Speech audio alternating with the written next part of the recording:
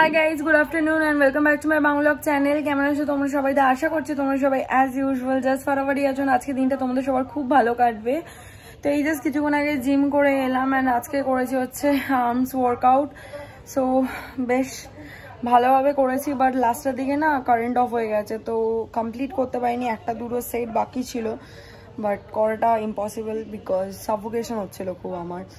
তো যাই হোক, সবাই মোটামুটি বেরিয়ে গেল। তো যাই হোক, কি আর করা যাবে, মানে একটু তো হেভি হয়েছিলই বটে।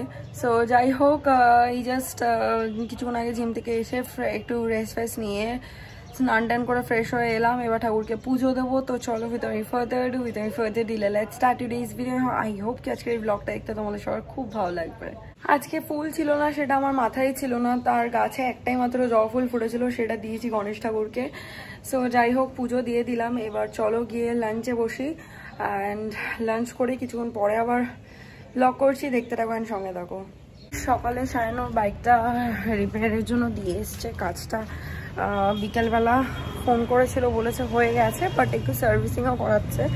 সো কালকে মর্নিংয়ে যেতে বলেছে বাইকটা কালেক্ট করতে। তো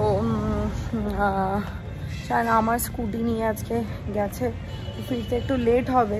আমার কাছে স্কুটি নেই, তো ওই জন্য মা আমাকে তাড়াতাড়ি ভাবিয়ে দিল, বললো যে না যাবি একা একা, মানে স্কুটি নেই, কিছুটা হেঁটে যাবো, তারপর মেবি রিক্সা নেবো।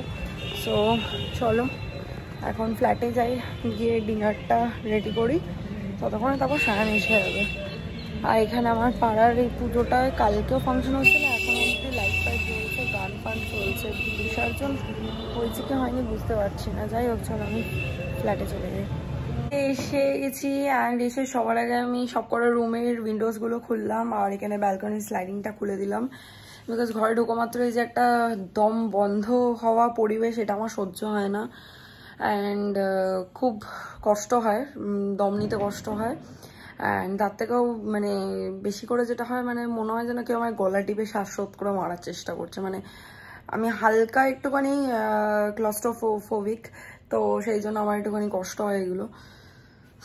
খোলার পরে মানে এটা কি বলতো না, যতটা না মানে ক্লস্ট্রোফোবিক, তার থেকে বেশি আমার মনে হয় এটা একটা মাইন্ডের ব্যাপার। মানে ওই মনে হয় কি বলতো, যতক্ষণ জানলাটা বন্ধ আছে ততক্ষণ মনে হয় দম নিতে পারছে না, এরকম একটা। যেই জানলাটা খুলে দিই তো সঙ্গে সঙ্গে আমার মনে হয় যেন বাহ, উফ বাবা, যেন একটা মানে শান্তির নিঃশ্বাস নিলাম। এদিকে সঙ্গে সঙ্গে কিন্তু মানে পরিবেশটা অতটা হালকা হয়ও না, বাট ওই একটা মাইন্ডের ব্যাপার যে হ্যাঁ হালকা হয়ে গেছে, আমি তো খুলে দিয়েছি।